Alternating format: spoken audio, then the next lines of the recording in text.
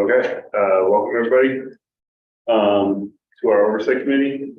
My name is Andrew Knapp. It's 5 months ago when we first met, so do not blame anybody who doesn't remember my name because I don't remember many people's names.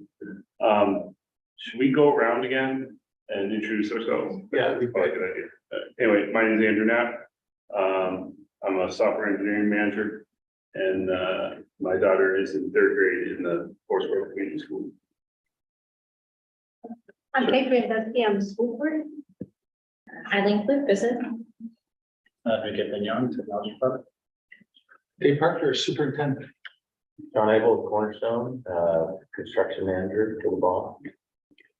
Caleb Ivy, owner of Brown Little Home Inspections. Blake Wondell, financial advisor with Edward Jones. Valerie Ingram, school board member.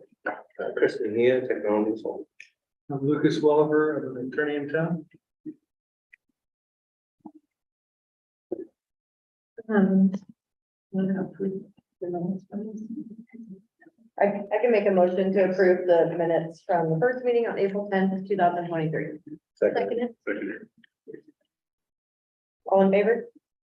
Aye. Oh, yeah. Thank you.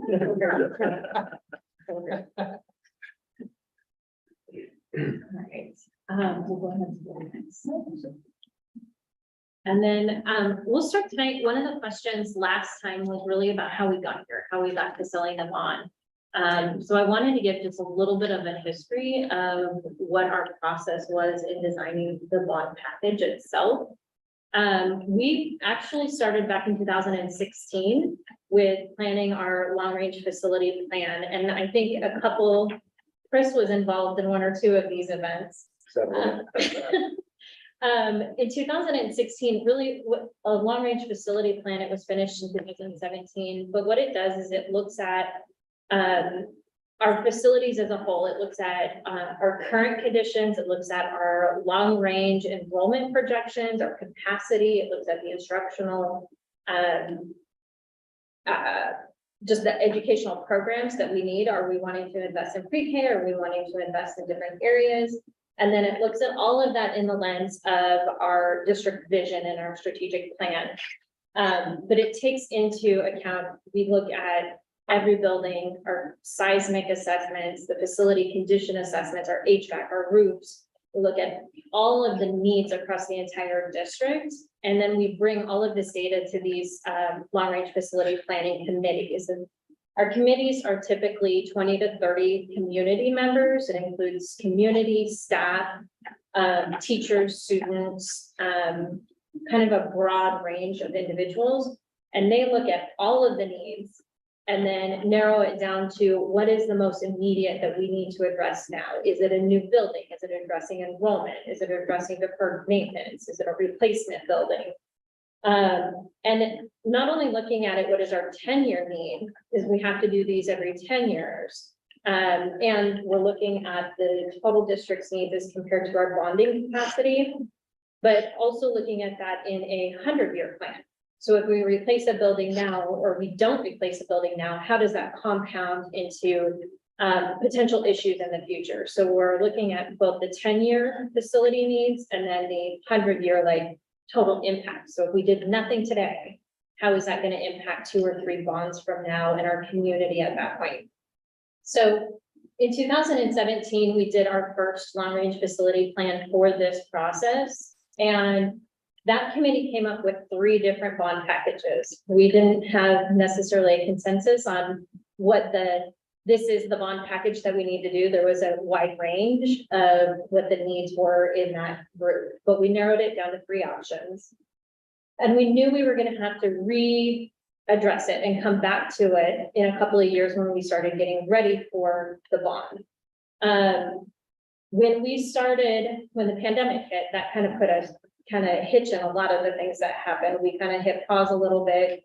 Our enrollment dropped significantly. So we had to reassess what those needs are. So we took everything we did in 2017 and then updated all the numbers, updated all of the information, and then got a committee together to reassess all of that and come up with new packages. That committee in 2021 ended up coming up with 2 options. Neither option got us down to $1.50 per thousand increase on our tax value for our community. And so when we put together a bond development committee. The bond development committee came together and looked at the 21 long-range facility plan with the two packages and narrowed it down to a single package. This is what we want to do, and this is what we believe our community and our taxpayers are going to support. From there, we had another committee that was our bond development and engagement committee. And they really were looking at we did community polling. We hired a pollster to go and survey our entire community. What do you value? Is it safety and security? Is it seismic? Is it capacity? You know, what are those things you value, along with what's the tax rate that's a go versus a no-go? So we knew when we put this measure on the tax ballot, what our community was going to support. So between all of these things, and the final one is that bond development, that final plan of this is what our community is going to support compared to all of our needs. That is what went to the ballot in November. So that was the November 8th election. And that is the things you're seeing tonight. So on the bond budget and the bond schedule that we'll go over a little bit tonight, that is that package that was on that November 8th election. So just a little history of like how much time and energy went into the planning of this. And now we have 4 years to get most all of it done. So there's a lot that we have to do in the next few years, and a lot that we're already working on, and we're really excited. Tonight we'll go over some bond budget updates and some numbers on that. We'll talk about program schedule. And then I also brought in here some preliminary drawings of Cornelius Elementary and Neil Armstrong. Those are the two that we're the farthest along with right now. And then as we start getting more designs and more drawings of the high school that we're going to do, and Billy, and I'll start bringing those to the next meetings and stuff, so you guys can visually see the progress that's happening and kind of the excitement that we're looking at. So any questions about how we got here?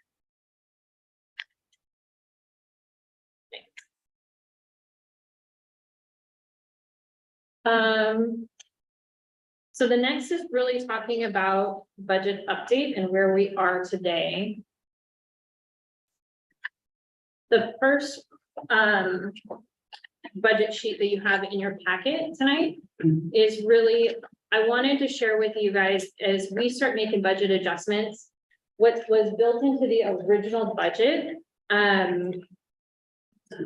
was estimates. So we knew we needed to do seismic, we knew we needed to do it at 4 or 5 buildings, but we didn't know the extent until we get somebody in to really assess it and look at what it is. So we have budgets and estimates for each one of these, and if we start to dive down into projects, we're going to kind of adjust. Maybe some need a little bit more, some need a little bit less. So I'll keep bringing to you guys those budget changes so you guys can see exactly where those budget dollars are going. This budget change sheet, the top piece goes over the resources. Originally, we have $128 million in the original bond budget. That includes both bond sales, the first one and the second one. And then it includes the awesome matching grant that we got from the state. The budget as it stands today, we have $139 million. And the two changes, the primary changes really is the bond premium. We talked a little bit about that last time where we had $10 million in bond premium from our first bond sale. And then, oh, that number, sorry, something got messy. Then we received interest of $132,000 and other resources and grants of $11,000. The other resources and grants is an energy trust rebate that we got from a project that we've already gotten completed. And then we got a seismic assessment grant, TAP grant. So our seismic assessments have been supported by some state grants.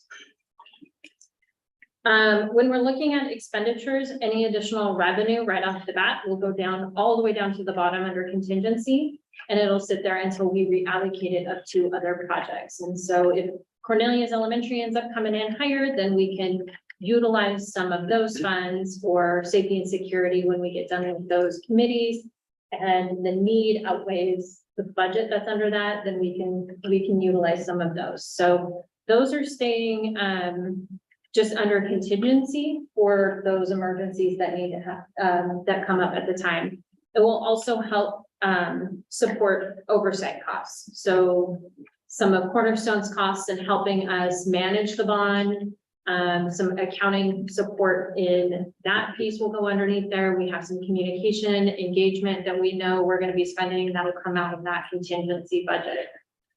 We'd rather pull those out of contingency budgets than charge the specific projects themselves for some of that work, because we don't really want to penalize the projects. The one change in expenditures on where we've moved since we last met is really the seismic. We took out $856,000 from the seismic budget and we put it into the Dilley Elementary School budget. After we had those seismic assessments done, it was determined that Dilley's portion of that, and that's our first project that we're going to be doing, is that amount. And so we're pulling it out of the seismic budget and we're putting it in the Dilley project budget, so we can do full Dilley scope at once instead of breaking it out and having one contractor do seismic and one contractor do, we're going to have them come in and do the whole project. So that is that move. Any questions on budget changes? Okay. The next is a program budget update. And this is in the same format as the last one. The first numbers column is that same budget that we were just looking at. And then fiscal year 23, that's everything through June 30th of 2023. We spent $3.5 million already on this bond. Since July 1st of this year to date, we've spent $2.8 million and we have another $7.3 million committed.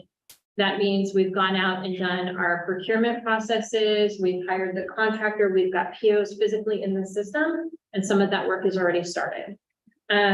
So total, we've spent $13.1 million out of our total budget. One of the key things that we need to look at, our legal requirement is that we spend 5% of the proceeds within the first 6 months. Our 6 months ends September 24th, and we've already spent 5.8%. So we're well on our way for that. The next benchmark will be 90% of the funds spent within the first 3 years from the sale of the bond. So next year's a busy year. When we start talking about schedule and stuff, you'll see that we have 8 or so projects in alignment to start this spring. So That 3 years is November 2025. Is that right? 3 years from the sale of the bond. So we sold the first bond in March of 23.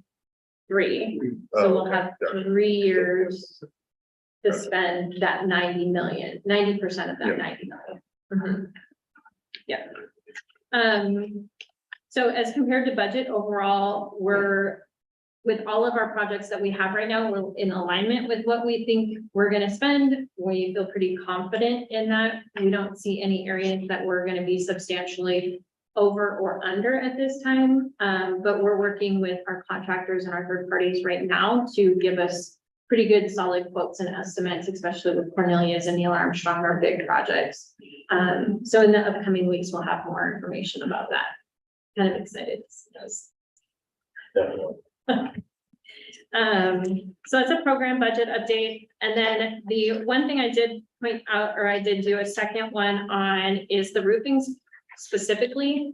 Our roofing projects originally, when we started the bond process, we were going to do roofing as we did the building. So when we go into Harvey Clark and do Harvey Clark's building upgrades, we're going to do the roof at that time. Or when we go and do, we have Fern Hill or Gales Creek or Tomahawk, we were going to do these along with the program updates to the buildings themselves. But as we started looking at this and started going through, trying to be able to make sure we're showing value to our community right away and trying to get that 5% spent and trying to get as much done as we could early, we pulled out the roofs from those building projects and created a roofing budget with those right out the gate. And so already we've completed 4 roofs this summer. Fern Hill, Gales Creek, Tomahawk East, and Tomahawk West. And these are partial roofs. So certain wings were done, but we've gotten all 4 of those done. And then Taylor Way's Calc side, and then the 96 edition at the high school, those are in process right now and should be done in the next couple of weeks. So that will leave us with 1 roof left out of all of our roofing projects, and that will be the health clinic at high school. Our hope was to get it done this summer, but these kind of took a lot of energy, so that one will be done next summer. Then we have reserves left after that. Our reserves is, well, I'll talk about Harvey Clark first. So Harvey Clark, we are holding on because Harvey Clark has seismic work, and we don't want to touch the roof before the seismic work, because if the seismic work impacts the roof, those ones we'll probably do together. So we did not do Harvey Clark's roof right now. We're holding on that one until we have all of the seismic assessments done. So the Harvey Clark one and the high school clinic are the 2 left. Our goal is that we have enough left in reserves and savings on these projects that we can then utilize that for Dilley Elementary. The original wing was not included in the first priority bond list, but is needed and was in the second priority bond list. So if we have enough savings here, we're going to go ahead and do that Dilley original classroom wing. So that's why I kind of have that reserve and any savings set aside for that piece. So that is the financial update. And then John Abel has the program scheduled next in our books, and then we can talk through that. And as we look at those different things, I have some pictures of some of it, so we'll throw it on the screen too. Yeah, this is a very colorful page in your handout. And so one of the first things we do when we get started is look at the bond promise and the sale of the bonds, and also when the bond is passed, and start to map out what that schedule can look like. And we always want, because often these bonds pass in November, and so we want to hit some projects in that first summer, but you also want to make sure they're successful, and you don't want to start something you can't kind of hit that first summer. So on here you can see we did the tracks at Neil Armstrong and Tom McCall East, and we're just wrapping those up, and we are in the closeout phase of those. So that happened really quick, and we worked with Finan, their kind of division of field turf that do a lot of field work, and so they did a great job for us, and got in there right as school went out, and kept right on schedule at Neil Armstrong. We were talking about it a little bit earlier today, but we didn't really know what we were getting into, so we had to go out and do coring, and obviously we had some failures there. What we ended up doing is really replacing a lot of the asphalt under the track and then rebuilding that track. At Tom McCall, we were able to leave most of that asphalt in place, put kind of a fabric, and build the track on top of that. So, but that came together really good. And I guess I should back up a little bit and just kind of describe the schedule. It covers all the different phases of a project, so not just the construction that you might think about, but as we got running, you can see the blue is our pre-design that we launched into on 6 projects pretty much immediately. When we started meeting in November 2022, we started working on Cornelius, planning the tracks that I mentioned, starting to work on the safety and security projects, and getting Taylor Way started. And then another project we did this summer was the Tomahawk East gym floor replacement. that was a really high priority. And again, we didn't quite know what we had to deal with there. We knew there were some issues with airflow under that floor and some things that needed to be addressed. So we ended up working with Branson Flooring, who does a lot of gym floors in the area, and we completely replaced that floor as we What kind of floor was put in? believe it's maple. And we had to look underneath and see if any of the substructure was really damaged, and turned out it was in pretty good shape. But we did end up renovating and replacing the airflow system there and the fan unit under there. Everybody know what happened in the gym? All the boards were cupped in that gym, and took us a while to figure out there was moisture in the crawl space below that floor that created all the cupping. And so, Yeah.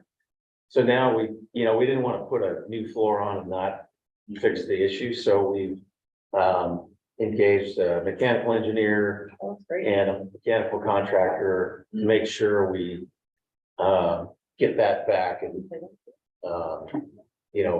airflow like it's supposed to be, and ventilation under there. So yeah, turned out awesome. Looks great. And we have some punch list closeout stuff we're working through, but really it's pretty much done. And like Eileen said, we jumped into all these roofing projects, and so you can start to see kind of as we work our way through the bond. We've started planning on Cornelius, but we're not going to start construction, the yellow, until we get into spring of 2024. The red represents all the design time that will go into the project. So a lot of design work during Cornelius in different phases, and we're going to end up with a drawing set that's probably 300 pages or something, and a spec book that's 1,000 pages. I mean, it's pretty amazing what goes into building a project like that. So super exciting. We'll look at some of the plans later. And we've been had some great community meetings and a lot of community outreach that's happened on that. So that's all part of the design process. You can see some of the projects have a gray component to them, and that's for any project that needs a land use phase. So if you're adding on to the building or changing the way the building looks, or adding square footage, Cornelius obviously a major project there, but you'll also see at actually I lost it on Neil Armstrong. Should have I believe we have land use there. Pretty sure. Forest Grove High School, where we're doing a small addition for the pre-K and early childhood. That's going to have some land use associated with it, and some projects that we have planned at Fern Hill and Joe Gale. So this is a living document, and as things come up, we may move the projects around a little bit. So we'll continue to update this each oversight meeting, and we look at it really all the time and see where we may need to modify things a little bit. But really, then the green is the bid process that on Cornelius, we're planning to bid that job the first part of 2024. We'll be going through the land use process with the city, and like I said, taking the project to the city, showing them what we have planned, letting them see the elevations, and there's code things we have to meet, a lot of codes we have to meet, building height requirements, so parking requirements. So all that is looked at, and we actually have our hearing on 26th next week to present the project. At the time you have the hearing on a project like this, you're about maybe halfway through the design. But we really like to get the land use done as early as we can. Because you can't really submit for your permits until the land use process has been approved. And the city has said, okay, we're okay with this project. Because you're dealing with the planning department mainly at that point. And then after we get the project approved by the city, we move into more of the building department and submitting all those thick set of plans that I talked about. And they're gonna check all the codes for electrical codes, mechanical codes, structural codes. And so that's where you get into the permitting phase, which is purple. So we believe we'll be in the permit phase for about 3 months, plus or minus. So far, the city of Cornelius has been great to work with. And they're already starting to work with our engineers and, you know, when we met with them early on, they said, well, our goal is when we get the plans, we've already seen a lot of the plans, we know about them. So that it's a much faster approval process. Just a quick comparison, the city of Portland, it can take average about a year for the permit process. So you have to be, it's a whole different ballgame. So it's been going really good so far with the city. We don't have to do anything to the county? That's the rest of the county? Sometimes electrical or certain things, I'm not sure. Sometimes the electrical is handled, that review just by the county. We are dealing with clean water services for all the water runoff and detention. But nothing for the main building permit? Main building will go through the city, and often they have agreements with either city of Cornelius, I believe might have an agreement with city of Forest Grove to do some of the building permit reviews, or with the county to do electrical. So, but really, they're going to be the funnel. Everything goes through them. That's good. Even clean water services goes to the city of Cornelius, and they work with clean water services, and so far that relationship has gone really well. So And we've tried to have City of Cornelius at the table in all of our community meetings. They were part of the design advisory committee, so they were attending all of those. So we've been trying to keep them a part of the process through it, and they have been really good. they have, Dave meets with city manager on a regular basis. And we're, you know, working on potentially some of that building, you know, being, The city's been really supportive from the very beginning, so they've been, I mean, in some ways helping to just smooth the process along. So that's been great. so, just kind of, I spent a lot of time there on Cornelius, but you can kind of see from a bigger picture, what we've done in 2023 and kind of where we're headed in 2024, as Eileen alluded to. As we get into 2024, we'll be starting Cornelius, breaking ground in the spring. We'll be starting at Neil Armstrong on the improvements there, which are seismic upgrades and moving the office and security upgrades and things we're doing there. Our plan to start pretty much as soon as school's out, 2024. We'll be starting to work on safety and security projects, which that is sort of it's not as much just going to one site all at once. We're most likely going to be doing camera upgrades or intrusion system upgrades or access control, fencing. There's a big list that's on the bond for safety and security. And typically what works pretty well is to kind of roll site to site on maybe the security contractors.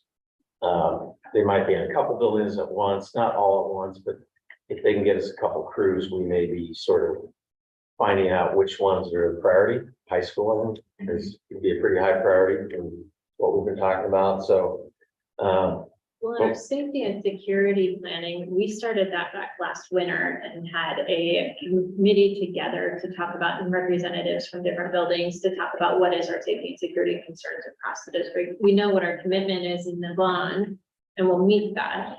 But what is our safety and security? Where are our hotspots? And some of these things are the ones that came out of that.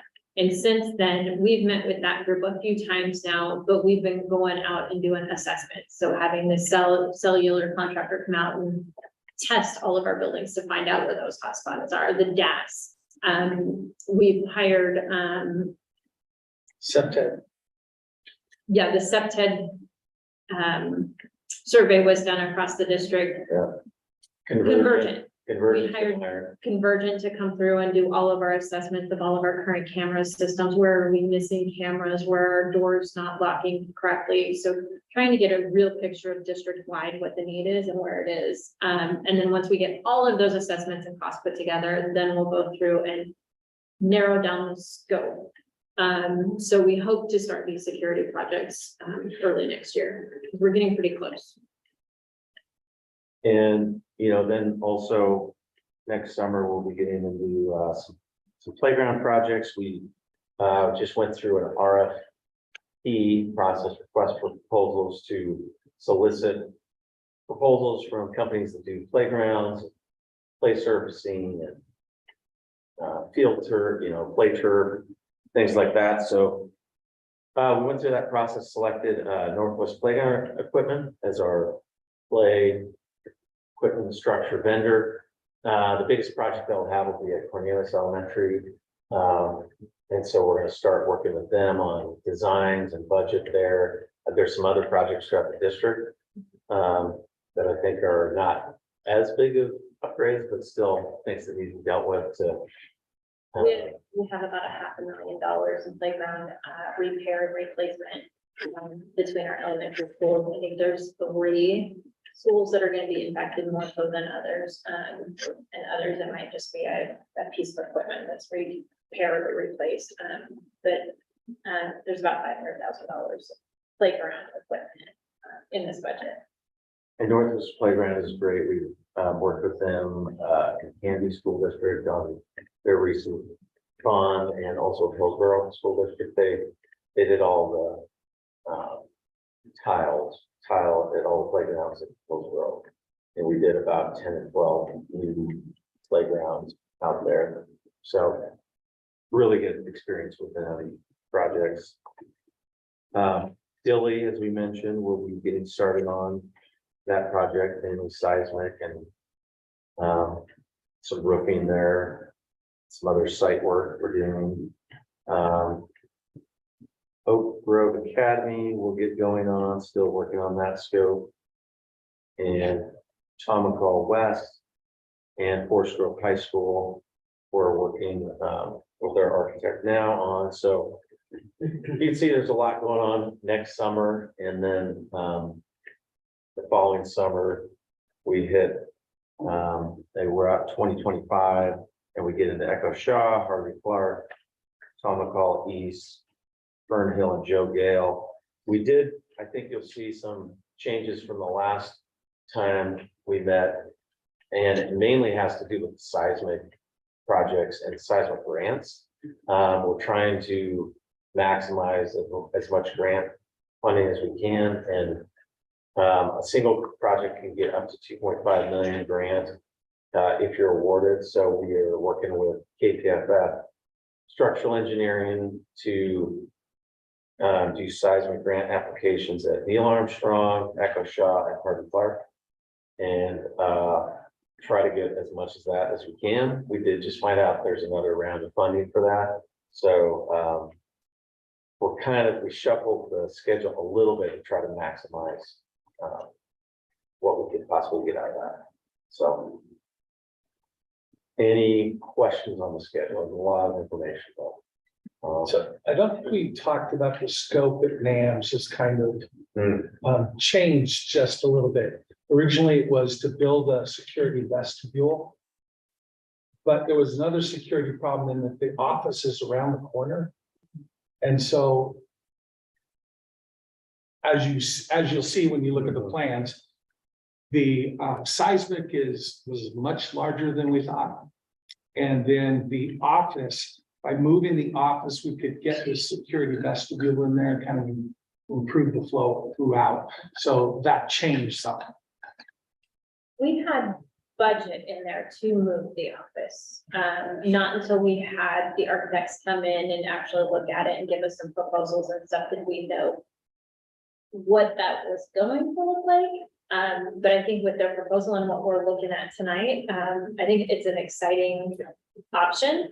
And shifting where the office physically is to the front of the building. So when people are coming up, they're coming up to the office and you don't have people walking in and, you know, buzzing to get into the building as it is right now. They buzz to get in and then they might not make it to the office and they just kind of disappear in the building.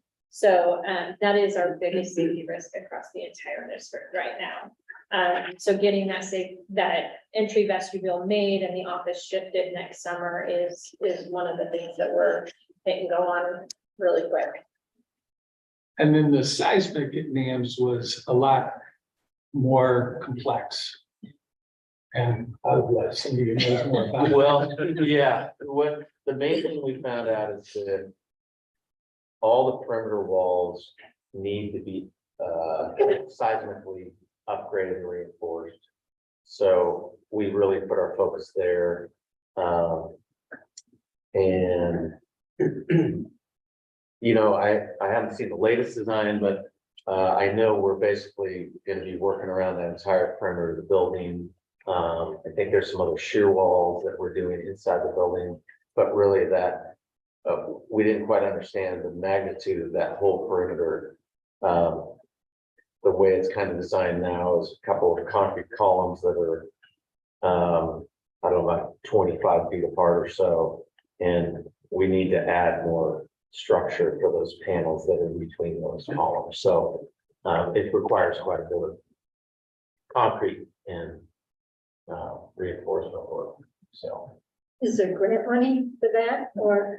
Yeah, that's what we're hoping. We're definitely applying for that grant, the seismic grant with the state. So we are gonna apply for that. It's due by basically the start of 2024.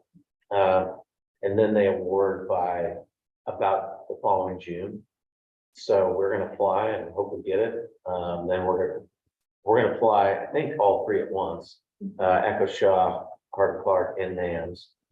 And then keep applying, you know, to try to get as much as we can. And I think this is one of those buildings that we will probably be pulling budget into, between this and then the duct work that we were talking about today, just what's gonna be entailed to, fix some of the duct work that's in there. But the good thing is like looking at the seismic assessments from the high school is not gonna need the full budget that we had there, so we can pull from that budget to put into this one.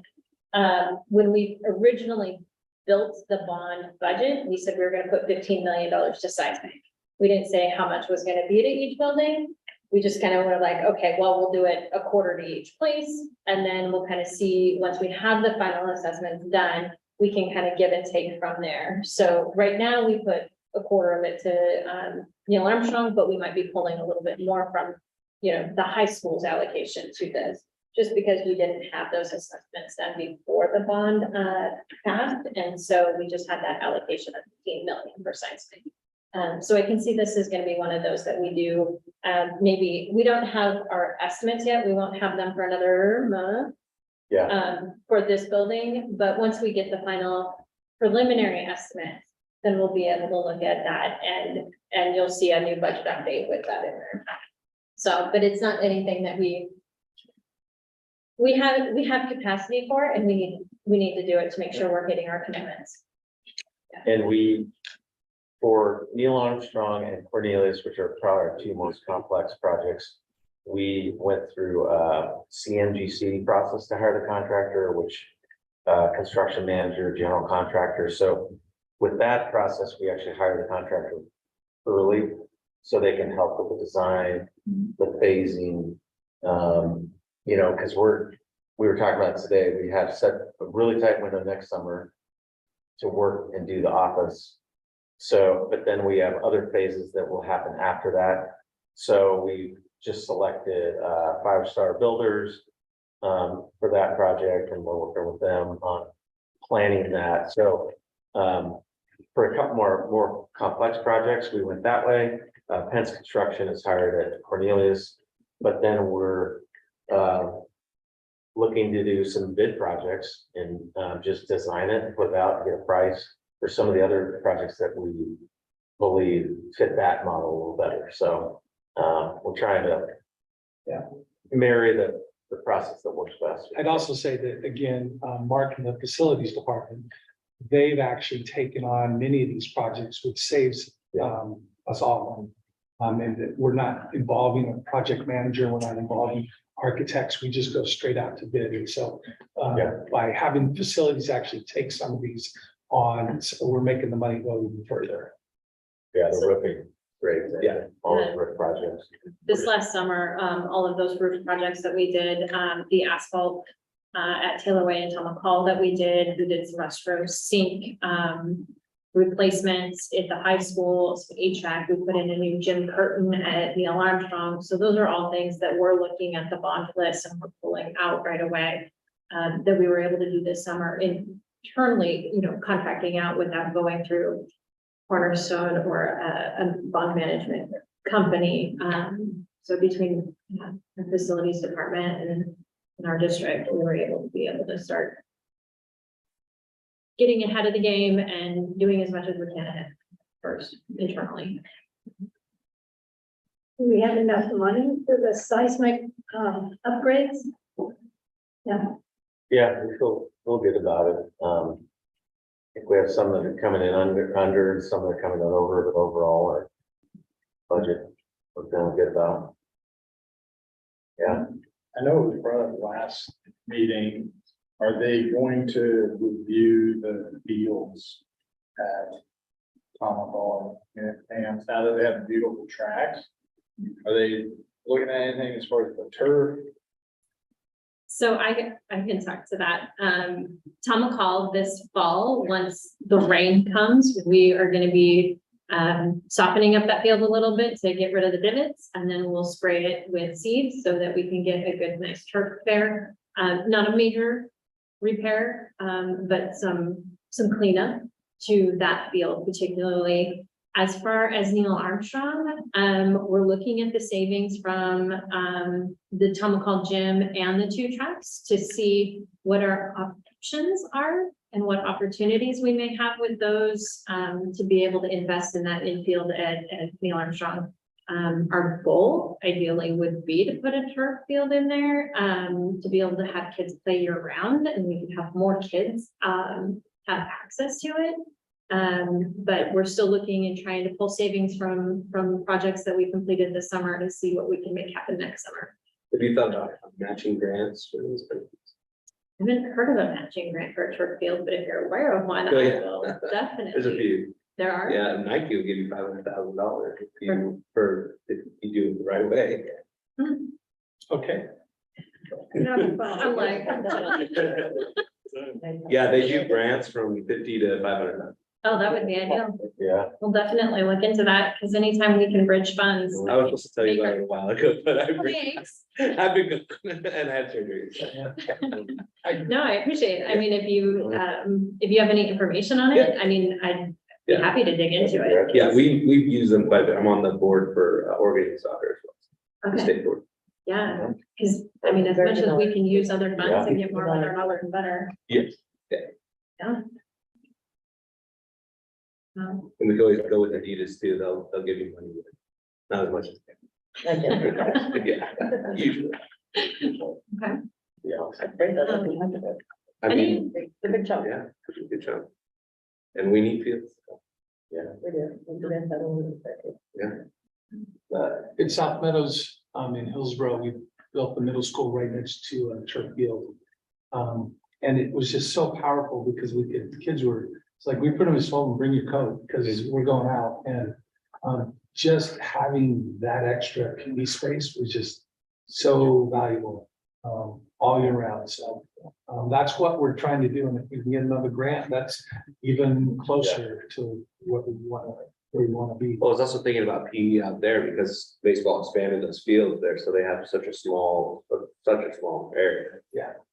It'd be nice to utilize that, but really from October, even if you put down great grass from October to Right. March, he's not gonna use it. Right.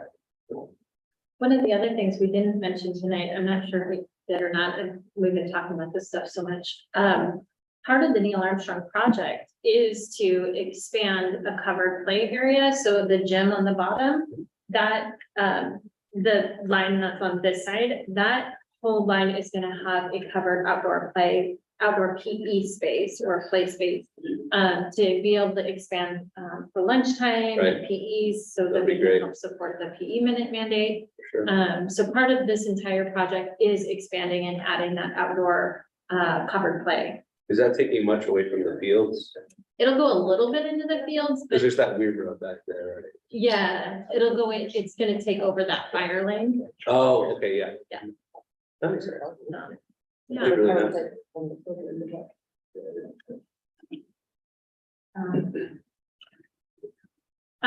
What questions do you guys have for us on the bond and the projects? What information do you guys hope to see next time we meet?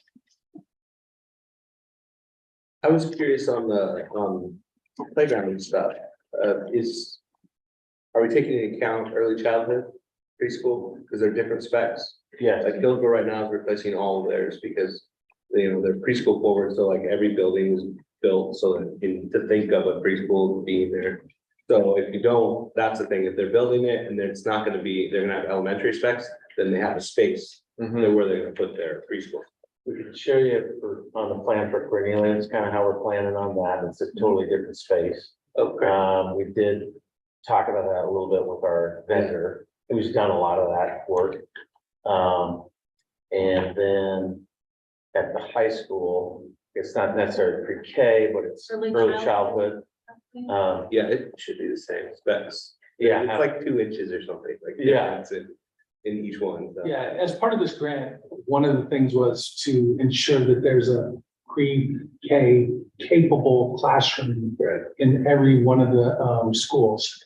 We currently have pre-K at 4 of the schools, so they already have pre-K play spaces. 2 don't, Hardy Clark and Dilly. But certainly that's a big part of, and there's still a lot of planning going into like exactly how this is gonna fly.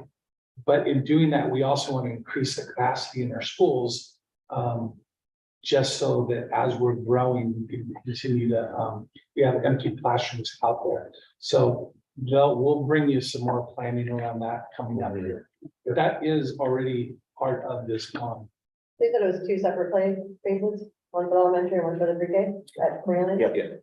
Yeah, either way, as long as it's covered, They have it. because they can't play on the elementary. They won't have one Mhm. for license. When we're done with questions and stuff, we can go over and look at the drawings and stuff and kind of show you guys what we're looking at for Cornelius Elementary and then Neil Armstrong. And kind of talk through that stuff. Yeah.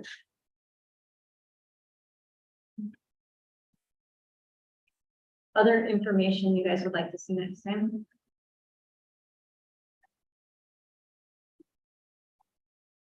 Okay. Well, if you do, let me know. Send me an email. This is pretty.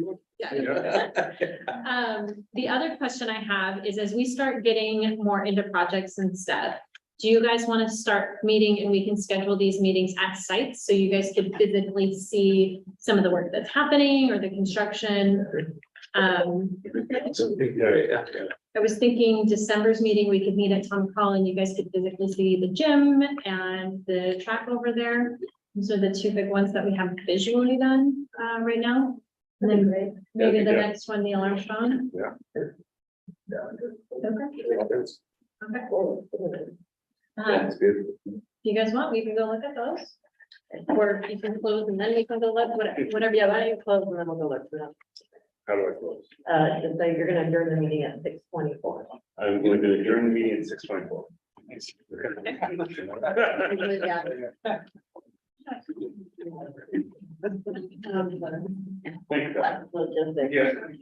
No problem.